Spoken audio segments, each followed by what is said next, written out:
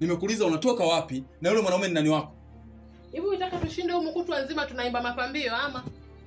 Yaani mwanaume mzima ushindwe kwenda kutafuta pesa kule nje, unabaki unazunguka huko ndani na Biblia. Hivi unataka mimi na mwanao huko ndani tuwe hiyo Mathayo 9 au Galatia 12? Wanyu wanadamu mbona mnanongwa nyinyi?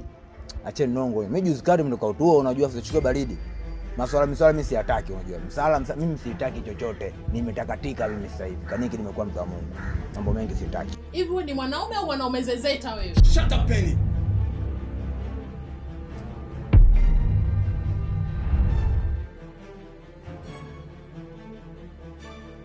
Marafiki zako na hata hao washenzi wenzio, hao wazenzi wenzio wanafahamu kwamba wewe uko katika mikono yangu.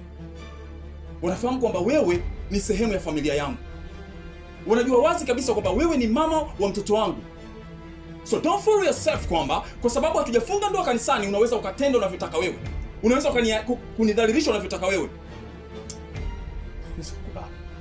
I will never let it happen under this roof. Ukiwa bado unaishi katika hii nyumba, ukiwa bado unaishi ndani ya hii nyumba, utaniheshimu kama mumeo. Full stop. No discussion, no question.